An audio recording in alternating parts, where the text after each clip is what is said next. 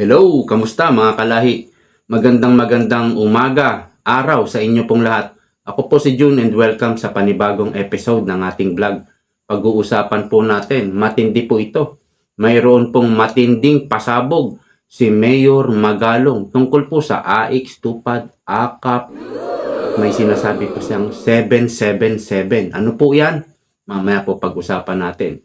Idagdag na rin po natin itong ABS-CBN. Nako, hindi na po nakatiis at nag-fact check na po. Nag-fact check na po sila ng sarili nilang fact check.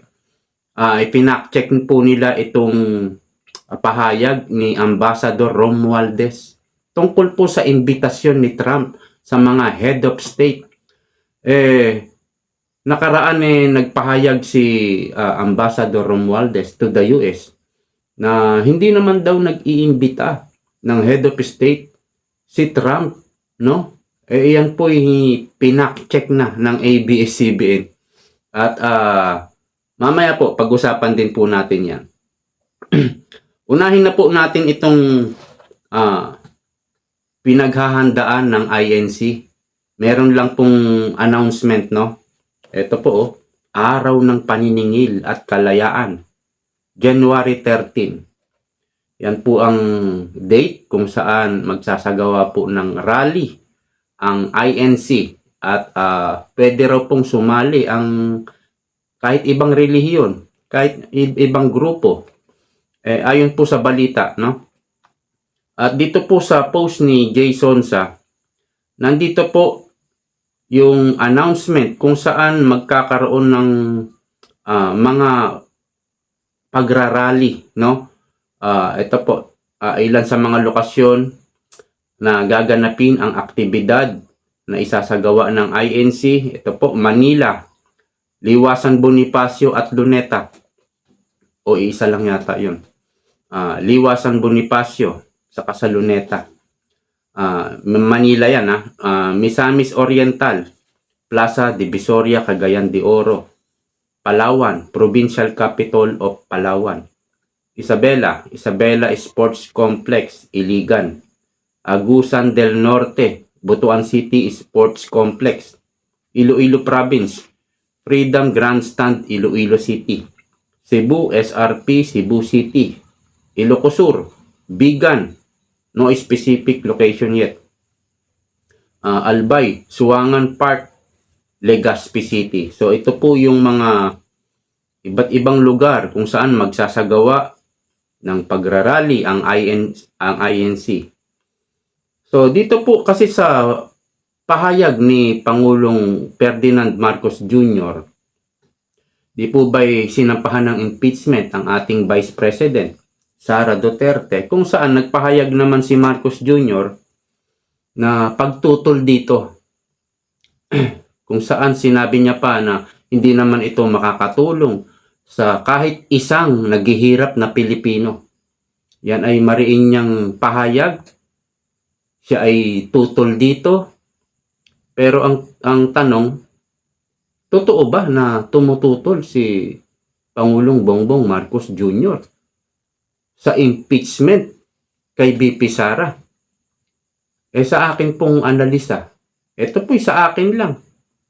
Ang analysis ko po rito parang ang hirap na pong pagkatiwalaan ni Marcos Jr. sa mga pahayag niya. Ang dami niya na kasing irregularity pagdating sa mga pahayag niya.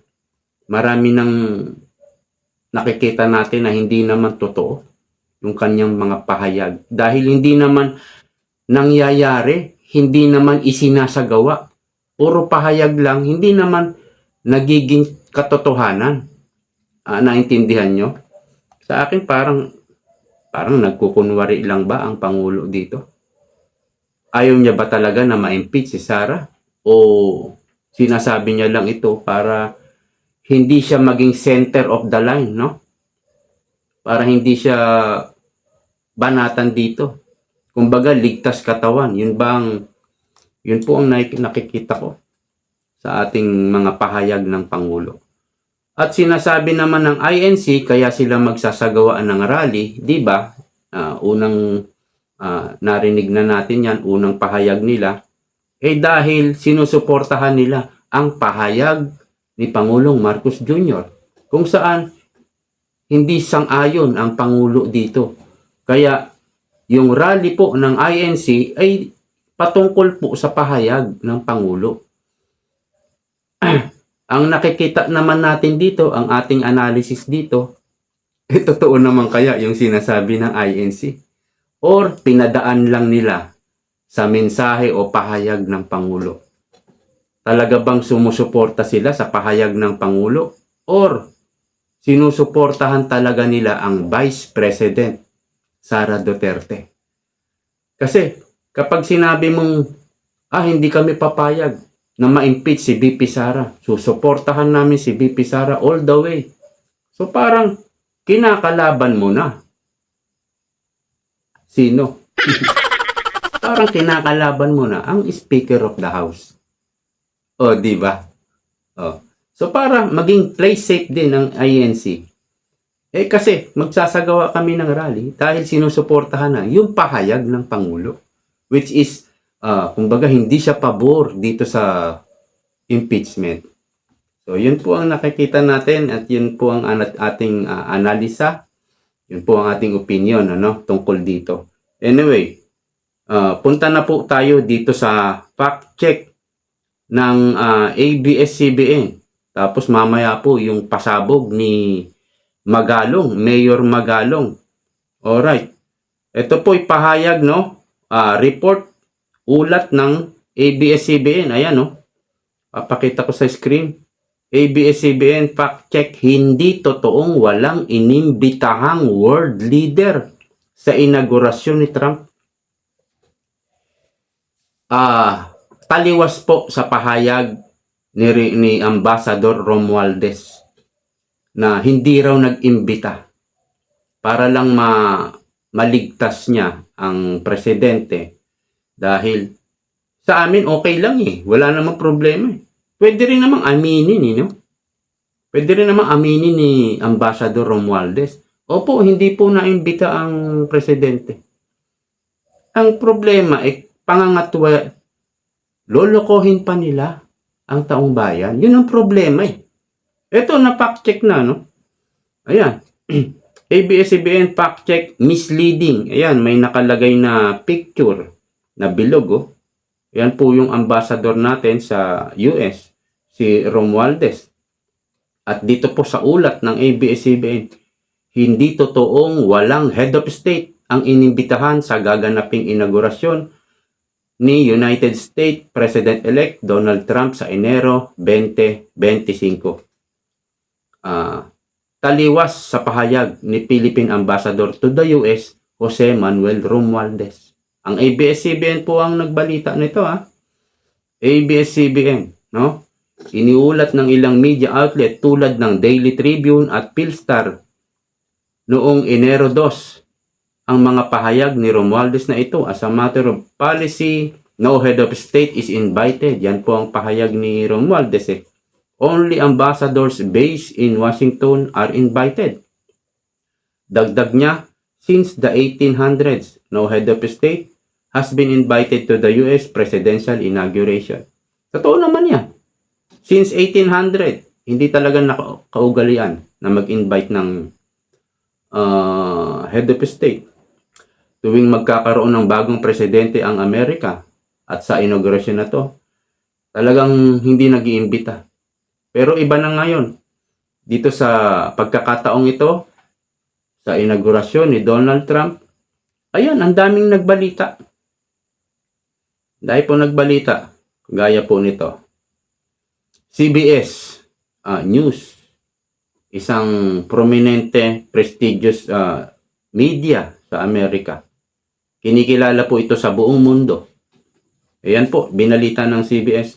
Trump invites China Xi Jinping to inauguration. Head of state po si Xi Jinping. Nag-imbita ba? Nag-imbita. Ito pa po. CBS pa rin. Ayan, parehas lang pala. Ito po, CNN. Trump offers inauguration invites to foreign leaders through calls and back channel. Sa pamamagitan po ng telepono, yun po ang ginawang imbitasyon o pag-iimbita ni Donald Trump sa mga foreign leaders. Sabi sa CNN. Ito, CBS pa rin to. Okay. Ayan. Ito naman yung sa Forbes. Trump invited Chinese President Xi Jinping and other world leaders to inauguration. Forbes po yan. So, yan po ang fact check ng ABS-CBN. Ang problema lang kasi, niloloko pa ang taong bayan. Kasi, may mga kumalat na mga balita na ay hindi pala imbitado si Marcos Jr. sa inauguration ni Donald Trump. Kasi nga December 12 pa lang napabalita na itong balita nga na nag-imbita si Donald Trump ng mga head of state. Ang nangyari, hindi nakasama si Pangulong Bongbong Marcos. Kaya kumalat ang balita, hindi na imbitahan si Marcos Jr. Nagpahayag naman si Ambassador Romualdez. Yun ang problema kasi. Kumbaga, para mailigtas niya si Bongbong Marcos, pangangatwiranan ng sablay. No, yun po ang problema. Wala namang problema kung dapat inamin na opo, hindi po naimbitahan eh. So, di okay na, di wala na. Kaya lang magpapahayag pa, sasabihin pa na ganito, wala naman pong inimbitahan na head of state. 3 ang nagbalita, malalaking media sa Amerika. Paano masasabihin walang inimbitahan? Ayan nga. So, napak-check po tuloy ang ating ambassador to the US. Itong si Romualdez, no? Napak-check na hindi totoo. Ulitin natin yung umpisa na balita ng ABS-CBN. Hindi totoong walang head of state ang inimbitahan sa gaganapin na inaugurasyon ni United States President-elect Donald Trump sa Enero 20, 2025. Ayan po ang fact check ng ABS-CBN. So, punta na po tayo dito kay Mayor Magalong. Meron po kasi siyang pahayag, pasabog tungkol po dito sa AIX, TUPAD, ano pa ba yun, AKAP. Ito po, ipaparinig ko sa inyo.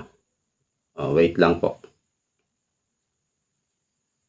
Makers indiscriminately giving out AKAP funds, AIX, itong mga ayuda na gusto pa nilang palabasin na akala mo sarili nilang pera yung kanilang ibinibigay. Nakita namin yan eh. We have been comparing with the other mayors, also mayors for good governance at yung aking mga fellow mayors sa ating League of Cities. At ganoon din ang aming mga similar observation na talagang halos unlimited ang pondo nila. Kung mamigay sila, nabalitaan pa namin yung 7-7, yung famous na 777 na every time na sumama ka dun sa sortie ni Speaker, you get 777. Ito yung 21 million, a total of 21 million. 7 million na AIX, 7 million na AKAP, 7 million pa na TUPAD. O 21 million, paano kung nakaapat ka na 14 na nasalihan? Ibig mo sabihin yun, 7 times 21. Yung mga allegations na binabanggit sa amin, at in fact, reliable sources ang pinanggagalingan niya. So, ayun. Mayor po ang nagsabi nito, no? At ang mayor, alam naman po natin, mayroong mga confidential fund yan. Hindi man lahat ng mayor, pero halos lahat ng mayor may confidential fund. Yung confidential fund kasi, ito po yung sa mga local. Yung intelligence fund naman, ito na yung sa PNP, sa military, sa mga kasunduluhan. Yan po yung tinatawag na intelligence fund. Pag confidential fund, yan po yung sa mga local government. Okay? So, ewan ko kung sana may mag-collaborate dito na isang congressman o kahit governor, mayor na mag-collaborate sa sinasabi ni Mayor Magalong na 777. Ibig sabihin, kapag sumama ka sa sortie ng speaker, meron kang 3 7. 7 million sa AIX, 7 million sa AKAP, 7 million sa TUPAD. Yun po I don't know, pero dinatanggi po ng DSWD na ito ay pork barrel. Pero para sa akin, kung ito po ay i-release bago mag-eleksyon, magagamit po ito bilang pork barrel. No? At saka, kung ito'y mapupunta sa mga politiko, talagang i-assume mo na ito ay pork barrel kasi politiko na po ang mag-i-implement. Kung ang AKAP ang mag-i-implement ay DSWD, walang kahit ni isa na politiko, wala tayong problema. Ang AKAP kasi naman nakapaloob sa DSWD, ang alam natin. Dapat wala talagang sasaw-saw dyan na politiko. Maliban na lang kung may kalamidad, kung may bagyo, no? Pwedeng sumama sa pagtulong ang politiko sa DSWD. Lalo na't kung lugar niya yan, no? Constituent niya yan, dapat nandyan siya. Nandyan dapat ang mayor, governor, congressman, pati mga vice mayor, vice governor. Nandyan sila. Kung lugar nila yan, at nandyan din yung DSWD para tumulong lang mag-assist. Pero kung wala namang bagyo, wala namang, tas mamumudmud ka.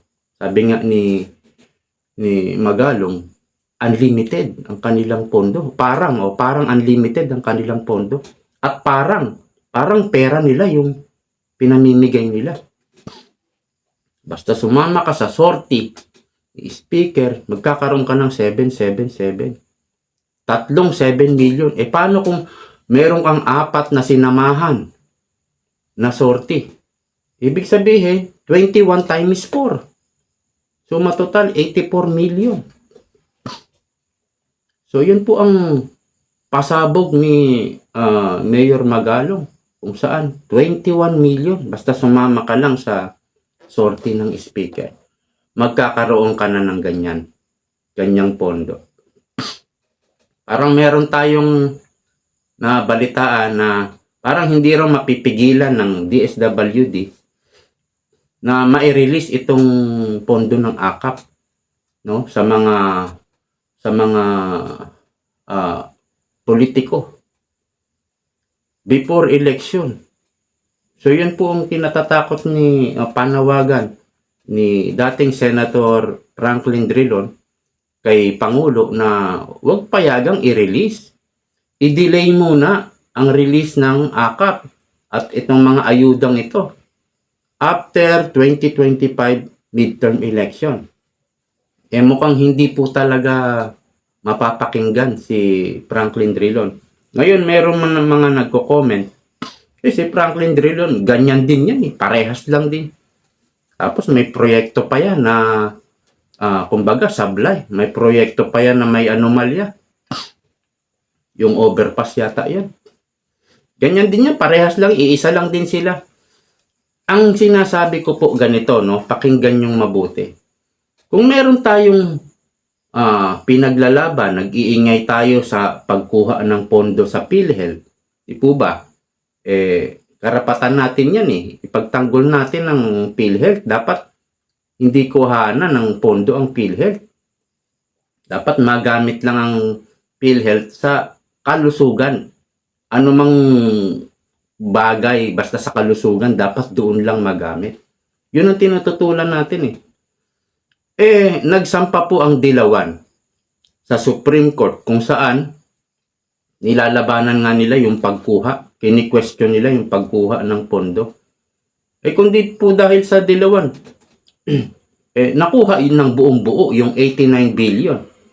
Dahil sa mga dilawan, si Shelo Magno, si dating Chief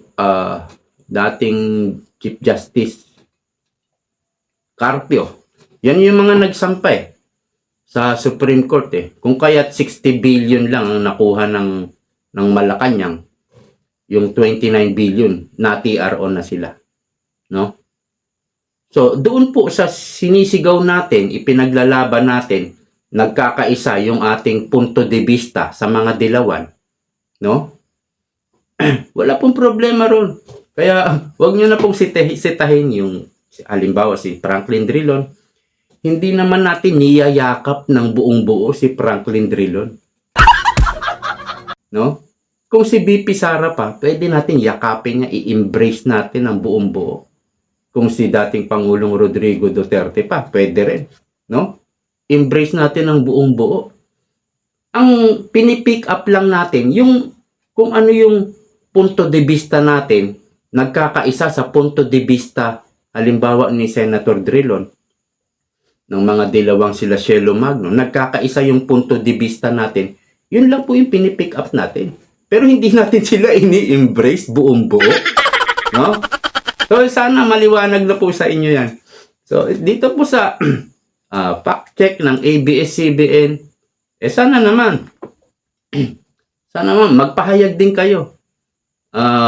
Ambassador Romualdez, dito po sa fact check ng ABS-CBN. ABS-CBN po yan, hindi po ito media ng mga Duterte. Ano po? At doon po sa pahayag ni Mayor Magalong, mag-react din sana yung mga nasasangkot dito sa TUPAD, AX, AKAP. Mag-react din po kayo para mayroong palitan ng reaction. Yun po ang mas maganda. At doon po sa napipintong isasagawang rally ng mga INC, ay good luck po. At marami na excited dito. Hanggang dito na lang po. Maraming salamat sa panonood. Ingat po kayong lahat. Bye-bye.